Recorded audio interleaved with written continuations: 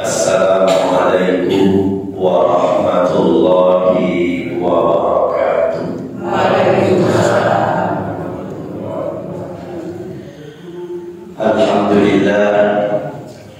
Alhamdulillahil qail qulillahumma malikal mulki tu'til mulka man tasha' wa tanzi'ul mulka mimman tasha' wa tu'izzu man tasha' wa tudhillu man tasha' biyadikal khair tulijul laila fin nahar wa tulijul nahara fil lail wa tarzuqu man tasha' bighairi hisab wa yarzuqu man tasha' bighairi hisab.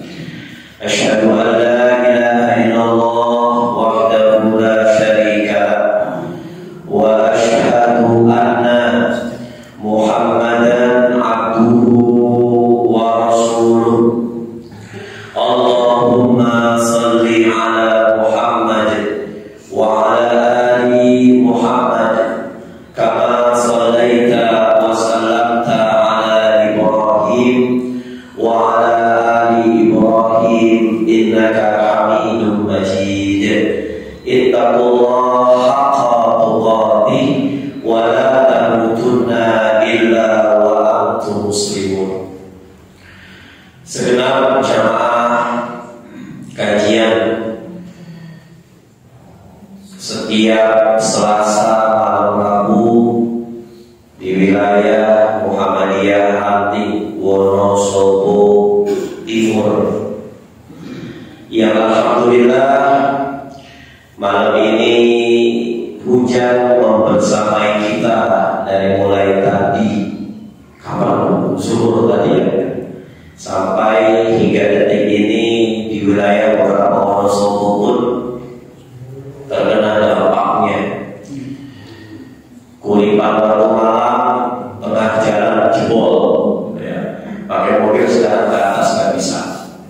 Tadi saya asar di Kaliwiro ternyata longsor. Sampai rumah maghrib ngaji dengan anak-anak di rumah sampai bisa kasih. Alhamdulillah dalam keadaan sehat walafiat. Itulah dunia jemaah. Qulillahumma malikal mulki. Kita katakan, ya Allah, sesungguhnya Engkau yang maha memiliki kerajaan. Di dunia ini dan di alam semesta ini cuma ada kerajaan Allah. Tidak ada kerajaan iblis juga. Yang membuat kerajaan Allah dan kerajaan iblis, kerajaan setan cuma manusia. Semua milik kerajaan Allah. Tu'til mulka man tasha'. Allah maha mampu memberikan setetes dari kerajaannya kepada siapapun yang Allah kehendaki. Allah pun mampu wa tanzi'ul mulka mimman tasha'. Allah pun mampu mencabut kerajaan dari setiap makhluk-makhluk di muka bumi ini atas kehendak Allah. Tu'izzu man tasha'.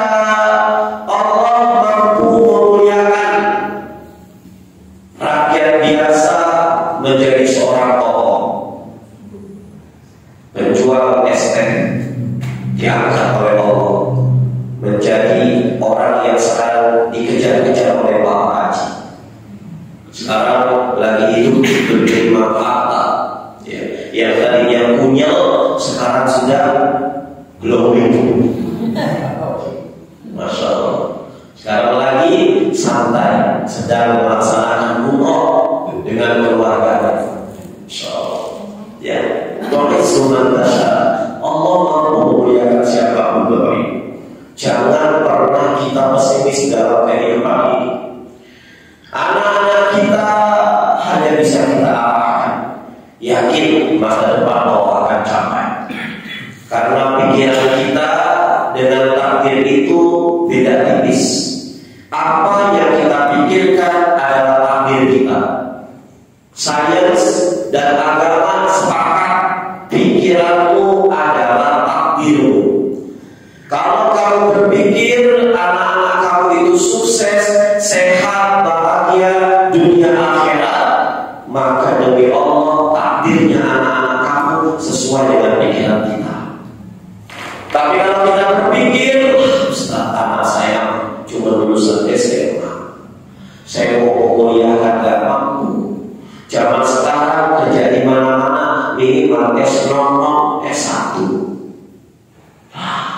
paling cuma mobil, paling cuma security. Ya, kalau Anda pikirkan kayak begitu, ya kayak begitu.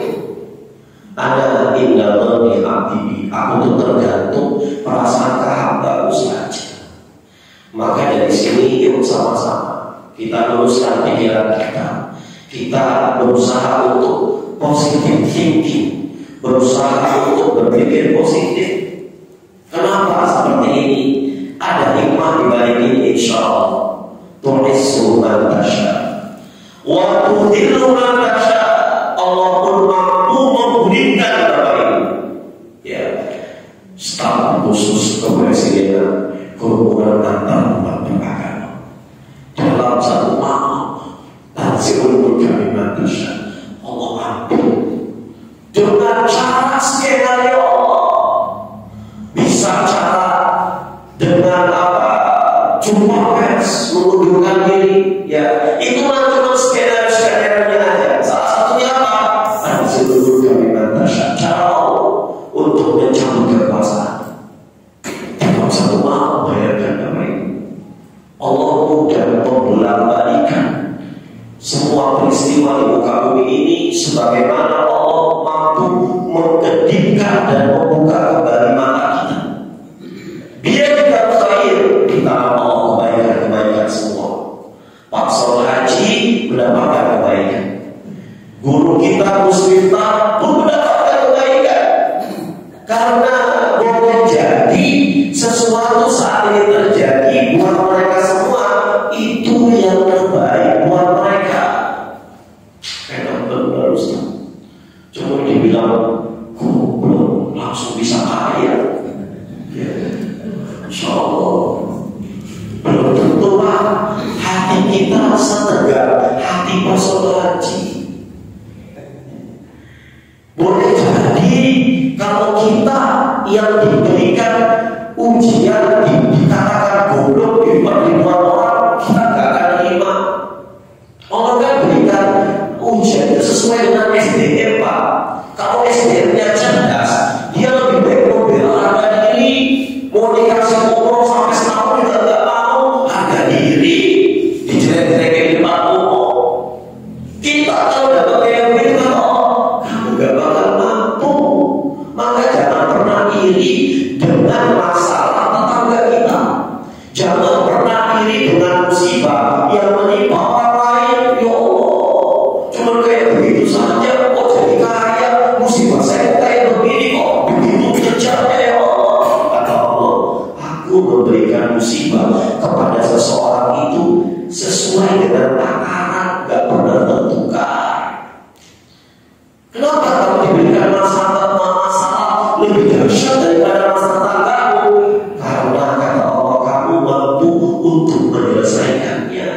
Orang lain diberikan masalah, kamu gak mampu menyelesaikannya. Atau sebaliknya, masalah orang lain diberikan kepada Anda bingung untuk menyelesaikannya.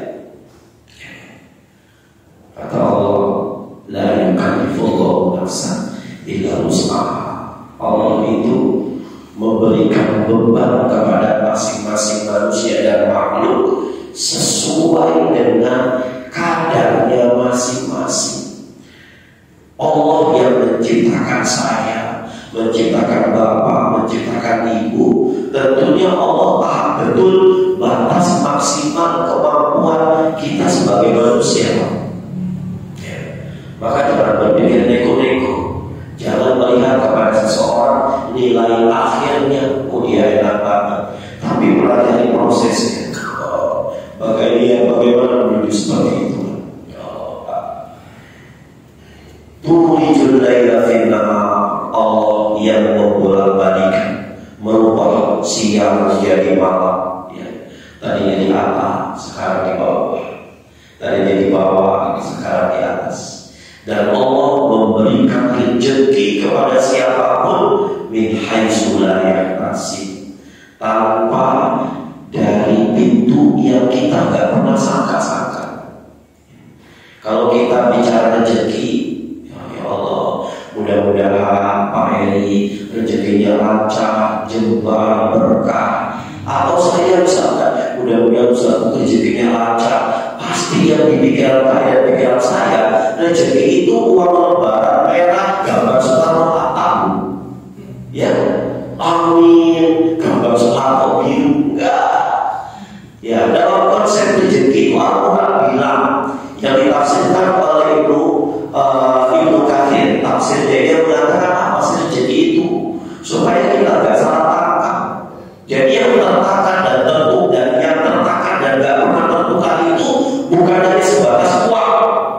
Ya, titel juga tertakan nggak pernah tentukan, rumah juga tertakan nggak pernah tentukan, profesi juga tertakan nggak pernah tentukan. Ya, lo kenapa Mas Gibran masih muda jadi wapres? Ada hikmah di balik itu. Ya, kita kalau nggak senang seseorang, mau dia melakukan hal positif juga pasti dijelek-jelekin.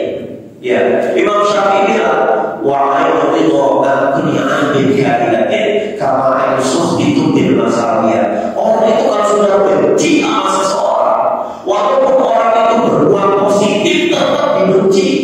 Tetapi orang kalau sudah senang sama seseorang, walaupun dia melakukan ribuan kesalahan, tetap dia akan bilang, itu kan masalah sepele. Ada hikmah di balik itu. Kenapa hari ini Allah mentakdirkan Bapak Prabowo jadi presiden?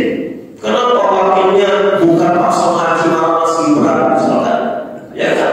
Ini sudah aturan Allah, Bapak Ibu. Kita kalau seandainya kepengen jadi orang yang super tenang, pertama beriman dulu kepada Allah. Ya. Yang kedua apa? Kita pahami betul Allah yang maha mengatur segala-galanya.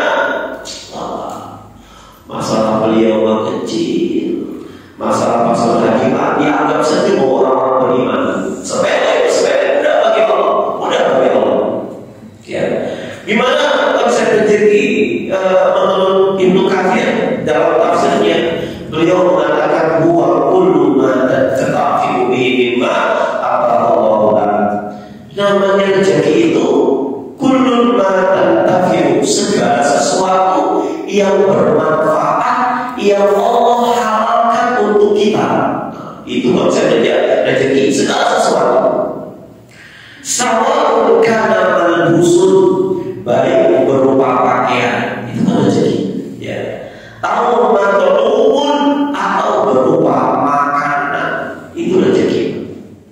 Hatta az-zauja itu rizqun, sampai orang yang mendampingi kita untuk hidup kita itu rezeki. Rezeki saya Allah takdirkan orang bilang bahwa bapak dan adik teman. Ya, saya harus nyari dikaliku. Saya kalau lebih balik lagi, Allah kok bisa? Kalau kita mencari-cari butuh Allah kita nggak ketemu, nggak ketemu. Ya Allah, kenapa anak saya juga gini kok belum ada calonnya? Nggak akan ketemu. Sudah terima saja. Allah yang mengatur segala-galanya, Allah yang maha memiliki kita untuk bisa kita meyakini bahwa konsep ini semua di dalam kita berlandaskan lillahi ta'ala. Inna sholati wa nusuki wa mahyaya wa mamati lillahi rabbil alamin. Semua keluarga semuanya baik. Al-Maula Katibul Kasih, istri rezeki buat suami, suami rezeki buat istri. Ada anak-anak pun rezeki buat kita. Ribuan orang, segala macam dia punya usaha yang kuatnya, mobilnya 3 mili, rumahnya besar, tapi nggak punya anak, merindukan rezeki anak. Laki-laki rezeki, anak perempuan rezeki.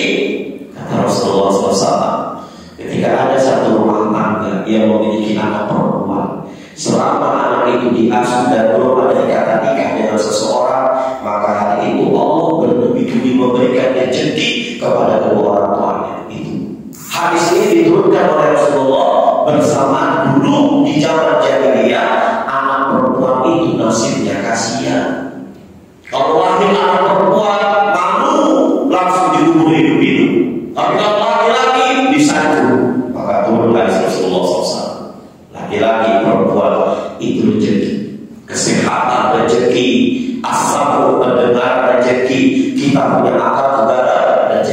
Jadi sampai sini kita tahu rezeki itu bukan hanya sebatas lembaran merah gambar Soekarno-Hatta. Ada orang lembaran merah gambarnya nggak terhitung, diberangkas penuh, dipotong bantal penuh, dijahitan kasur penuh, tapi hidupnya ngapa-ngapa. Harus menghabiskan satu hari 4 tabung oksigen. Terjadi, Masya Allah, oksigen kecil itu kalau kita pakai selama 4 jam habis, itu harga 40.000. Sementara kalau kita ngapa seharian paling sekitar 3 sampai 4 tahun, uangnya banyak. Kemana-mana bisa ya, mobil 3 mili. Tapi ternyata Allah gak kasih dia rezeki sehat. Ditambah lagi gak diberikan oleh Allah rezeki istri yang betul-betul nerimo, Masya Allah. Jadi semuanya rezeki. Terus apa yang menjadikan kita itu gak salah paham terhadap rezeki? Al-Quran bicara tentang rezeki. Pertama, semua makhluk yang berakal maupun yang gak punya akal, itu rezekinya sudah digaransi oleh Allah Subhanahu wa Ta'ala, di cover oleh Allah. Ya. Kucing nggak ada sejarahnya kucing itu berteman dengan ular. Ya. Saya baca di tafsirnya tafsir Bagawi ketika melihat surat ayat 6 ini, ternyata diceritakan kucing itu fitrahnya untuk takut sama ular, dicabut oleh Allah sebentar. Lalu kenapa? Kucing mendatangi Syekh Muhammad Malik bin Dinar. Malik bin Dinar itu lagi makan kucing. Malik bin Dinar langsung ngambil sekerat daging, dikasih ini kucing. Kirain Malik bin Dinar kucing itu bakal mahal. Ternyata enggak, diindus itu daging, digigit kayak dia gendong anak. Malik bin Dinar merah loh, dibawa kemana ini dengan sekerat daging? Aku kira dia langsung makan. Ternyata sekerat daging ini dibawa, diikuti oleh Malik bin Dinar, diletakkan oleh seekor kucing tersebut di depan sebuah lubang. Lubang. Malik bin Dinar terlihatin aja. Ternyata Allah jawab Habib Malik bin Dinar. Keluar dari lubang tersebut seekor ular yang sudah tua, butak matanya, mengambil sekerat daging itu. Rezeki. Padahal fitrahnya nggak ada sejarahnya kucing berteman dengan ular. Rezeki Allah ambil semua. Wa ya'lamu mustaqarraha. Allah yang menyimpan rezeki setiap makhluk. Wa mustaudaha, dan Allah pun yang tahu di mana nih harus diberikan rezeki ini. Masya Allah. Kata Syekh Muhammad, dia bilang, kalau orang-orang beriman saat ini dia bingung untuk menelaah tentang konsep rezeki, tolong dia membaca kembali pada saat dia dulu menjadi janin. Janin itu rezekinya di cover sama Allah. Ya. Gak pernah kita mendengar ada kisah dokter yang mau USG ibu yang sedang mengandung, ternyata janinnya lagi bingung. Dok, itu janin bingung kenapa? Lagi mikirin menu makan hari ini. Gak pernah. Rezekinya dijamin Allah lewat mana? Siklus saluran haid emaknya. Makanya kalau orang mengandung pasti total 100% darah haid gak keluar. Karena aliran darah haid itu sama Allah dibuang darah haidnya untuk siklus makanan si bayi. Maka bayi itu kan kalau ketika lahiran pasti nangis bu. Saya mau tanya, kenapa sih dia nangis? Dia itu ketika lahir ke dunia, dia nangis kenapa? Enak di dalam perut emak saya, nggak mikirin rezeki, ya bu, nggak mikirin hari ini, semua dihantar oleh Allah Subhanahu wa Ta'ala. Tapi ketika lahir di dunia, semuanya perlu dipikirkan.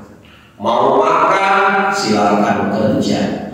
Mau kenyang, silakan makan. Gak ada orang kenyang itu tanpa makan. Makanya kenapa wayati janin itu menangis. Nah setelah bayi itu keluar, siklus Allah temukan lagi. Siklus haid langsung setengahnya buat darah nifas, setengahnya buat aliran asima. Allah yang punya cara. Masya Allah. Dulu waktu kita janin itu betul-betul kita memasrahkan semuanya kepada Allah Subhanahu wa Ta'ala. Maka jangan pernah kita kalah keyakinan dengan anak seorang preman, Pak. Ada anak preman masih kecil, dia kurang itu joki preman yang tinggi besar. Kalau preman tinggi besar itu sampai begini ampun, semua masyarakat manusia bertanya-tanya, kok preman yang besar itu kalah dibandingin sama preman yang kecil? Ternyata kata preman besar, ya saya kalah nama bagi dia itu bapaknya preman senior. Ya kok? Dia itu anakku, saya gak bakal dibalas tunjukkan saya kenapa? Bagi saya bapak saya. Kita orang beriman punya bagi Allah kok takut. Bapak ibu tahu ciri-ciri yang gitu ya, ciri-ciri. Saya kadang-kadang suka mikir ciri-ciri kok yakin betul yang orang di atas membentuk piramida, Bapak ibu. Kemudian dia guling-gulingan menjatuhkan dirinya. Kalau dia nggak yakin saya menjatuhkan, pasti ada teman-teman saya yang menada. Dia yakin tuh. Padahal kalau teman-temannya nggak menada, lihat aspal bisa bocor langsung. Tapi ini cerita ini membuat membentuk piramida. Kemudian dia guling-gulingan di angkasa, dia turun kok yakin betul temannya bakal menada dia.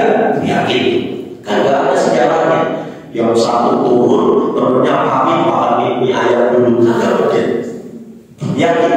Maka kalau kita punya keyakinan seperti itu, insya Allah kita akan ya Allah itu segala-galanya. Allah buat hari ini hujan, buat apa? Ada hikmah di balik itu semua. Mungkin ada orang-orang yang hari ini butuh air, Bapak Ibu.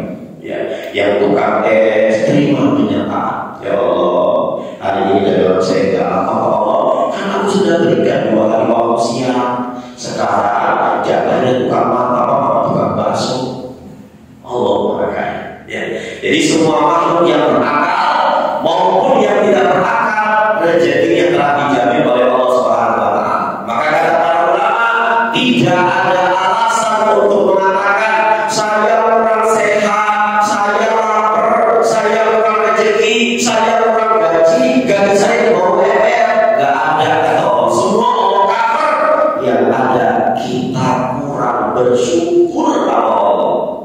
Wa ma min dabbatin fil ardi illa 'ala Allahi rizquha. Allah itu sudah mengcover siapapun yang ada di muka bumi ini, binatang yang bergerak, makhluk yang bergerak, semuanya di atas jaminan Allah Subhanahu wa Ta'ala. Ketika Nabi Musa diberikan rekomendasi oleh Allah untuk bicara langsung kepada Allah, wa kana Allah Musa takliman dalam Al-Quran. Musa bertanya kepada Allah, wahai Allah, bagaimana caramu memberikan rezeki kepada makhluk-makhlukmu di dunia ini? Allah hanya menyuruh Nabi Musa untuk memecahkan batu besar yang ada di sampingnya. Wahai Musa, kamu ingin tahu ya Allah, pecahkan dengan tongkatmu batu besar ini. Dipecahkan dan kecil. Ternyata pecah, ada batu lagi. Dipecahkan lagi, ada batu lagi. Dipecahkan lagi, ada batu lagi. Sampai 5 kali ternyata ada batu kecil. Musa pecahkan lagi batu itu. Ketika dipecahkan batu itu, di dalam batu itu ada seekor ular yang sedang makan rezeki Allah Subhanahu wa Ta'ala. Jadi semua dikasih rezeki Allah Subhanahu wa Ta'ala. Kapan Allah memberikan itu semuanya?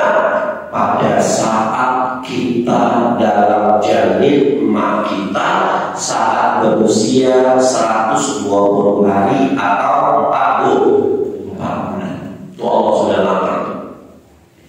Di dalam hadis dikatakan, "Tsumma yursalul malak."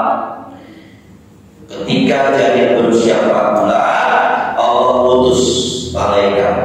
Kata Allah, "Wahai malaikat, unfuh aku, tiupkan ruh anak tersebut." 4 bulan diberikan ruh oleh Allah, dia bergerak. Dulu masih jantungnya tetap. Jadi 1 bulan 2 bulan dia dari USG ada, detak jantung ada. Cuma tuh belum operasi. Ya, mau tahu ibu telah haid berapa bulan? Sekitar 2-3 bulan di USG. Oh iya bu, ini ada bayinya itu. Tapi sudah tahu belum, karena belum 4 bulan. Maka pada saat 4 bulan Allah tiupkan ruh bisa gerak. Ya. Maka dia merespon belayan tangan emaknya, belayan tangan bapaknya, baca Quran bapaknya, obrolan bapaknya, itu merespon. Maka saat itu di usia 4 bulan Allah bikin perjanjian. Hei fulan, kamu usia 4 bulan hari ini, aku tentukan ajalmu sampai ke sini. Usiamu hanya sekitar 63 tahun. Ya, kemudian ajalmu husnul khatimah atau su'ul khatimah. Rezekimu lancar, berkah atau sebaliknya. Amalanmu soleh atau salah semuanya. Masa depanmu bahagia atau nestapa. 4 ini diputuskan oleh Allah di janin berusia 4 bulan. Maka para ulama ketika melihat hadis riwayat Muslim ini pun sepakat agar ibu-ibu yang sedang mengandung atau para suami yang tahu istrinya sedang mengandung di usia 4 bulan buru-buru berdoa kepada Allah. Ya Allah, ini genap usia janin dalam rahim istriku 4 bulan ya Allah. Kata Rasulullah, engkau telah putuskan ajal. Tolong ya Allah, tentukan ajalnya husnul khatimah. Tolong ya Allah, jadikan rezekinya lancar, mudah, jembar, berkah ya Allah. Tolong ya Allah, berikan selama hidupnya selalu beramal soleh dan jadikan masa depannya masa depan yang sa'id bahagia. 7 bulan bayi meninggal pada Rasulullah. Dikira itu ya Allah. Maka sepakat para ulama, kalau bayi keguguran usia 4 bulan sampai lebih keguguran, maka dianjurkan tetap untuk memotong kambing akikah. Laki-laki 2, perempuan 1. Ibnu Mukhattab itu mengatakan, kenapa harus diakikahkan? Karena akikah itu bukan hanya sebatas tanda gembira orang tua karena punya anak atau tasyakuran. Akikah itu adalah cara bagaimana seorang anak dapat membela mati-matian orang tua di hadapan Allah Subhanahu wa taala. Namanya syafaat.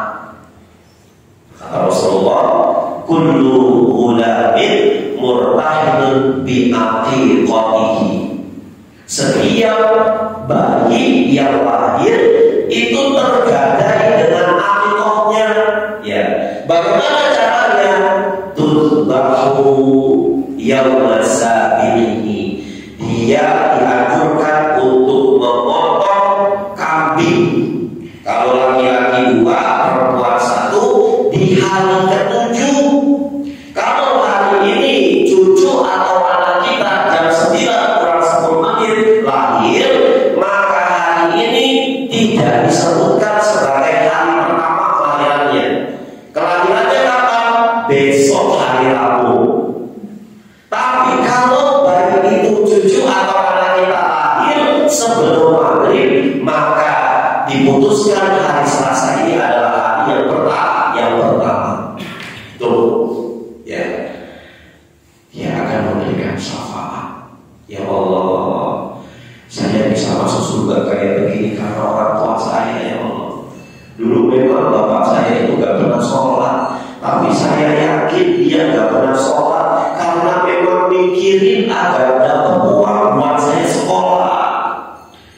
Saya nggak mau ya Allah sendiri di surga tanpa orang tua.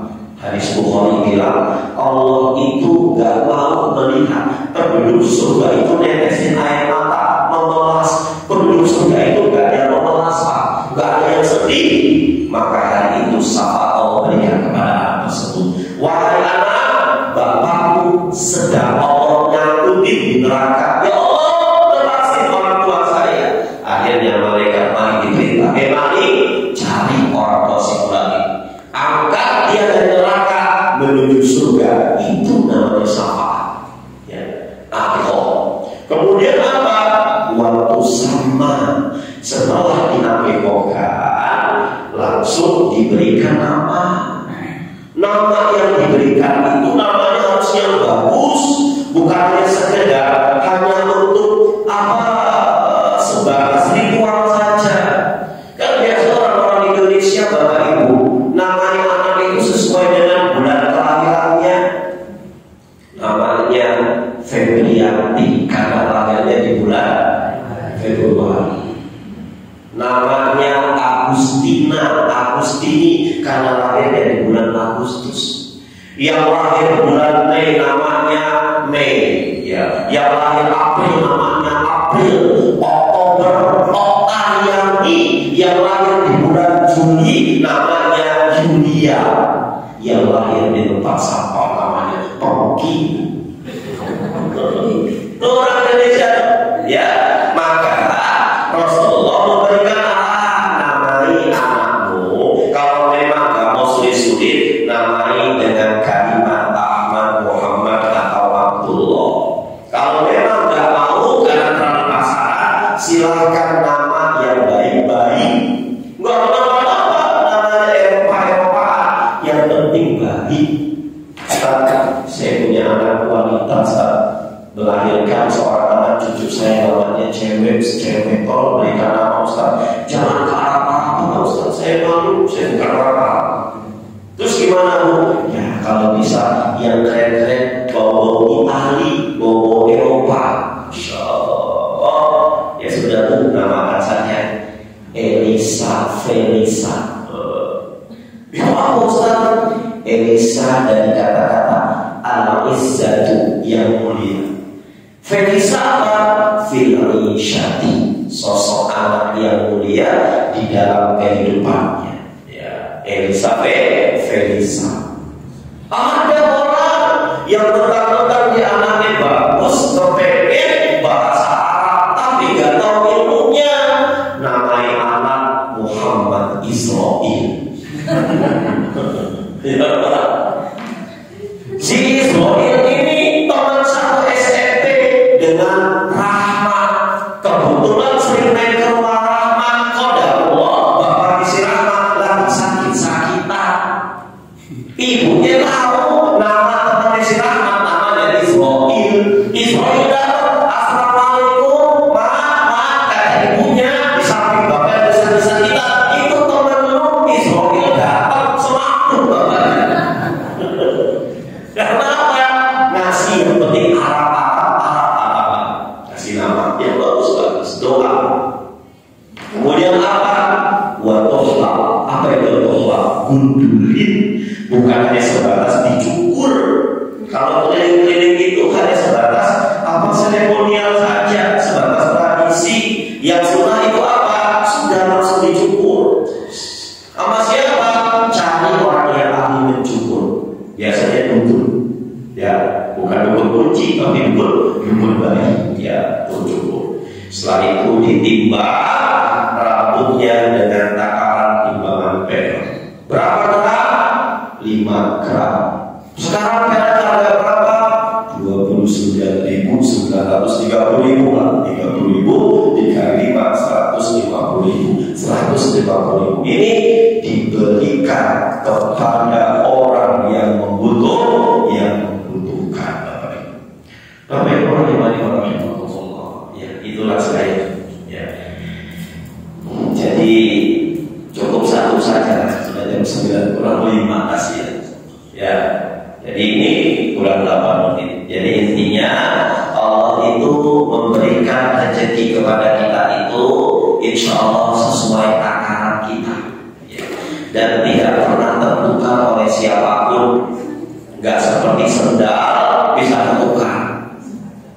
Kita punya warung, tetangga kita juga warung sembako di pasar, lihat sembako. Kita gak usah mikir itu. Ada orang nih, udah dapat siapa? Lah, ke teman saya lagi. Itu sudah Allah takkan. Ternyata Bapak Ibu, kita di pasar dari mulai toko buka sampai toko tutup, gak ada yang beli. Tetangga kita ada yang beli. Tutup sudah pasar jam 8 habis sholat isya, berbeda telepon kita. Assalamualaikum Bu Haja, besok saya bulan depan itu rencana mau nikahin anak. Saya insya Allah ngambil beras sama Bu Haja saya. Berapa kilo? 3 ton, kan bisa. Banyak warung yang dia buka nggak ada yang beli, giliran tutup banyak yang beli. Sudah tertakar dan tidak pernah tertukar. Maka kalau kita punya persoalan, apapun persoalannya, doa seperti Nabi Musa, Rabbi shrahli sadri wa yassir li amri. Nabi Musa itu ketika punya masalah gak pernah doa, ya Allah selesaikan masalahku, enggak. Tapi pertama Nabi Musa minta, ya Allah aku punya masalah banyak, tolong tenangkan pikiranku dulu, tenangkan hatiku dulu ya Allah, biar aku tuh gak gerasa kerusuk. Saya apapun seorang dai ceramah mengungkap sekelas Zainul MZ lah. Tapi kalau pada saat dia punya masalah, hatinya gak tenang, gerasa kerusuk, tidak apa ceramahnya. Kok beda ya Ustaz Mubis bawaannya? Kayaknya kok ada yang dipikirin tuh. Maka ketika kita punya masalah, minta dulu sama Allah, bukan Allah selesaikan masalah, tapi apa? Ya Allah, tenangkan pikiran saya dulu, tenangin pikiran, hati tenang, baru doa yang kedua apa? Wa yassir li amri, mudahkan urusan. Cara tenang gimana Ustaz? Itu yakin Allah yang mengangkat kita, Allah yang menjatuhkan kita, Allah yang merubah segala-galanya. Kan itu. Kalau saya ada kesulitan, insya Allah kesulitan itu akan datang dengan kemudahan. Kalau ada kesulitan itu akan indah pada waktunya. Kalau saya dikasih kesulitan, insya Allah saya bisa menangguhnya. Biar tenang. Kita bisa bangun malam, kita bisa baca Quran, kita bisa kuliah dengan tenang. Kenapa? Karena pikiran kita tenang. Bapak Ibu yang Allah, mungkin ini sedikit yang bisa kami sampaikan. Mudah-mudahan ada waktu, ada kesempatan lain, kita akan melanjutkan kajian kita yang belum terselesaikan ini. Mohon maaf lahir dan batin. Aku qouli hadza